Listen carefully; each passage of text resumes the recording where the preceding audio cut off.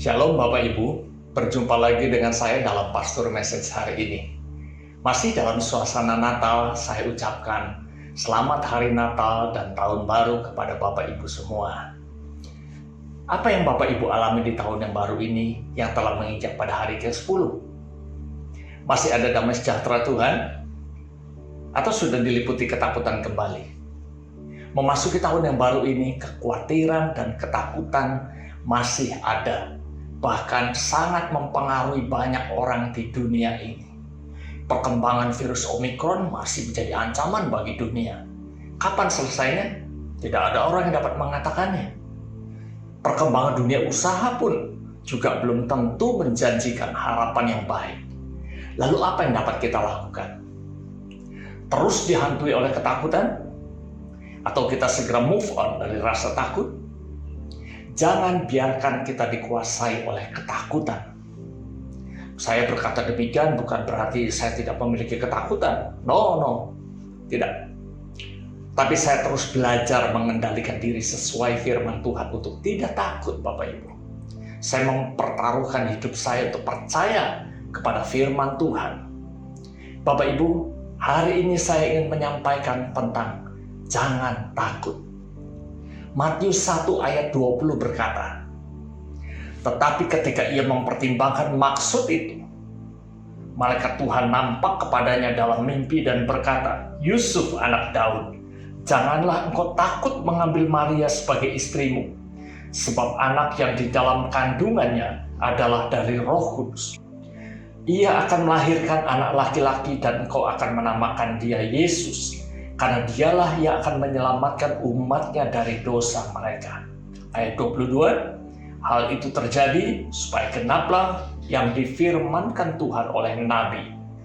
Sesungguhnya anak darah itu akan mengandung dan melahirkan seorang anak laki-laki dan mereka akan menamakan dia Immanuel, yang berarti Allah menyertai kita. Ada banyak ketakutan yang manusia alami. Bahkan tokoh-tokoh dalam Alkitab pun diingatkan Tuhan untuk jangan takut. Abraham ketika mendapat janji Tuhan untuk keturunannya, Tuhan berkata, janganlah takut Abraham.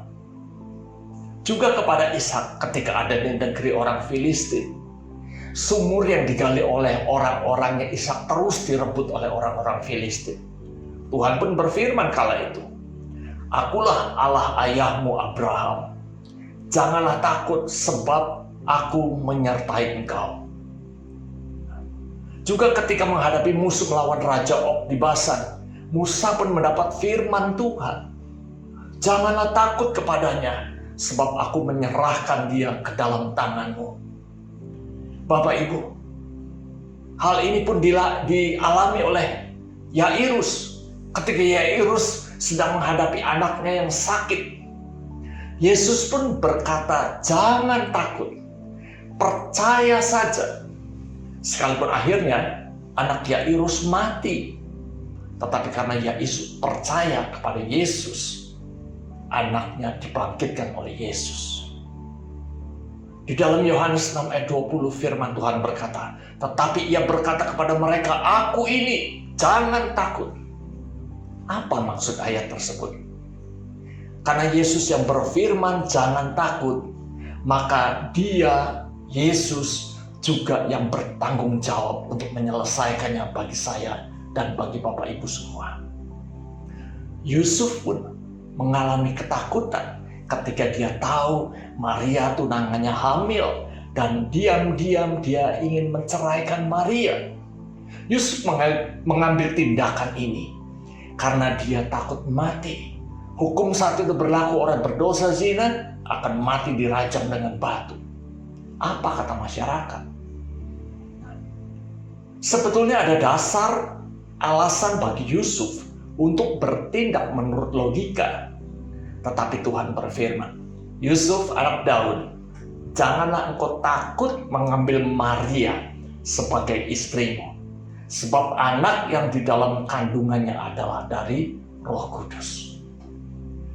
Tuhan mempertegas posisi Yusuf. Tuhan berkata, Yusuf anak Daud.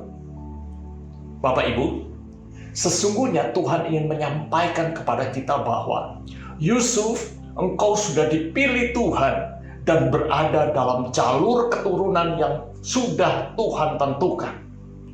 Jangan takut untuk melangkah dalam rencana Tuhan, sebab Allah adalah Immanuel, Allah yang menyertai. Nah, Bapak Ibu, siapapun kita pun sudah dipilih Tuhan, dan kita sudah ada dalam jalur Tuhan. Mari kita berkata kepada diri kita, sebut nama Bapak Ibu dan katakan bersama saya begini, Gunawan, jangan takut. Melangkah terus dalam rencana Tuhan. Jangan berhenti karena takut, sebab Allah menyertai kita. Jangan rencana Allah dalam hidup kita berhenti karena kita takut. Kita adalah anak-anak terang. Jangan terang kita menjadi redup karena kita takut untuk melangkah dalam rencana Tuhan. Orang yang berani melangkah dalam pimpinan Tuhan adalah orang yang hidup takut akan Tuhan. Yang kedua, hatinya tulus. Yang ketiga, percaya kepada Yesus yang berfirman. Apapun alasan kita untuk takut, sekalipun ketakutan yang kita miliki secara logika memiliki dasar, tetapi mari Bapak Ibu, kita mau terus melangkah mengawali tahun yang baru ini dengan berpegang pada janji Tuhan dan percaya bahwa Allah adalah Immanuel, Allah yang menyertai kita. Hari-hari ke depan mungkin tidak bertambah baik. Jangan takut, sebab Allah yang hebat menyertai kita. Bukan tanpa dasar kita melangkah, tetapi dasar kita adalah percaya kepada Dia yang berfirman, yaitu Yesus, Allah Immanuel. Amin. Tuhan Yesus memberkati kita semua. Shalom.